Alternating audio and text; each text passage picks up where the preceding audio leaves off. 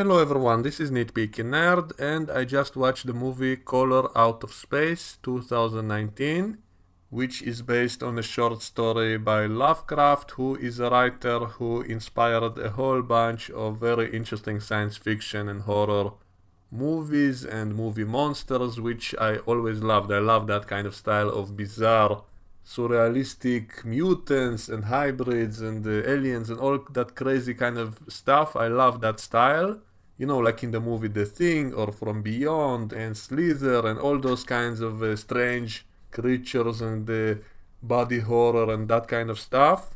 And that's the main reason I wanted to check out this movie, and also because Nicolas Cage plays in it, and I kind of like a lot of his acting when he's going crazy and that kind of stuff. It's often very funny. It's unintentional comedy a lot of times, and this movie definitely has that element. Now, I have to admit I never read the original story, so I cannot compare how good this movie is compared to the story. And this movie was kind of low budget, and so it feels cheap in places, so the special effects are not as good as they should have been for this kind of story. I wish it would have been better visually, even though it did have a lot of good moments, but it could have been and should have been more in my opinion, so that's a small minus. And maybe I'll start with all the negative things I want to say about this movie before I move to the positives. So it feels kind of cheap, as I said, and also the first half of the movie is very slow, and it has scenes of people just walking through the woods and all that kind of stuff, which is fine if you want to build up suspense and mystery, and that kind of thing is fine, but it was just too long for my taste, and so I actually watched it on my computer and I simply accelerated a lot of those scenes, and that made it bearable. But if not for this ability, I would probably say that half of this movie is pretty boring. It's just it takes too long to get to the point, and it also has all kinds of irrelevant things, like it has that element of fantasy. The daughter of Nicolas Cage is into witchcraft and she's doing rituals and that kind of stuff, and it's not really relevant to the main story, which you can look at it more like a science fiction story.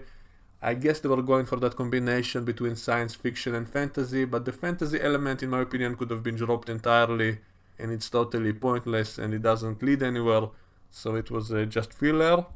Nicolas Cage, I think, was pretty good in this movie. I liked his character's transformation, meaning in the beginning of the movie, he's kind of a nerdy guy, he's against cursing, he doesn't let his kids curse, and later on, when he's affected by all these events, he's the one who curses the most, and he goes into that Nicolas Cage insanity acting and all of that stuff, which I loved. I found it entertaining and funny, maybe even too much funny, because, you know, I didn't really look at this movie as scary horror. I looked at it more as just kind of entertaining and almost unintentional comedy, so I laughed in a lot of places, which could have been more creepy, maybe with a different actor and a different kind of mood, so without that overacting by Nicolas Cage. But you know what, I probably enjoy it more like this, meaning I prefer a horror movie which is kind of comedic, which you don't take too seriously, over a horror movie which is super realistic and serious, which actually gets you depressed and scared and kind of puts you in a bad mood. But this kind of horror movie, which is more fun because it's kind of comedic, it's funny, I actually find more entertaining, at least in my opinion. Some people prefer the more realistic, hardcore horror movie which is actually scary, and that's fine, but in my opinion, all these kind of horror movies which are more outrageous and funny are just more entertaining, in my opinion. And I'll give you a small example, like Nicolas Cage's arms start mutating and he has all kinds of strange skin growth and all of that. And then people ask him about it and he says, oh, it's just a rash, it's no big deal. So that's kind of funny, that made me laugh. But this kind of situation in a different kind of movie with a more serious actor and a different kind of tone, that would be horrifying, that would be a scary part of the movie. But in this movie, it's just he looks at it and he doesn't care, and that's kind of hilarious. And there's a lot of moments like that, when crazy stuff is happening, but the characters' reactions are just kind of funny. And also, this movie has that stereotypical kind of stupidity by the characters to what's going on. Like in a lot of horror movies, a lot of crazy stuff starts happening, and yet the characters don't do the obvious things, such as getting the hell out of there, or calling the police, or whatever. They just stupidly stay in that situation, and we have something like this here, but at least here it's explained by the fact that the phenomenon is affecting their brains, and so that can explain all the stupidity of all the characters, because it's part of the plot, because something is affecting not just their bodies but their brains as well, and it also makes it kind of psychological, of all of them basically going nuts, not just physically mutating. So the plot is, and I'm going into spoilers now, so something from outer space crashes near their house and they live kind of in the woods, and then everything around that place where the meteor hit starts mutating and changing, and all kinds of strange flowers are growing, and it affects all the animals around them and these people, this family who lives there. And it just gets more and more bizarre, and toward the end I started really loving this movie. The first half was pretty boring, but toward the end, when it starts to get totally bizarre and crazy, and with all that body horror and people kind of fusing together and mutating, and all those alpacas they're keeping for some reason which they never explained, they all fuse together in a kind of The Thing kind of style. And then Nicolas Cage has to go and murder all these alpacas who got fused together, and his wife and his kid gets fused together into one body, and then he has to kill them, but that he cannot do that, and they keep them in the attic. And so many classic science fiction horror elements are in this movie, so I cannot help loving it.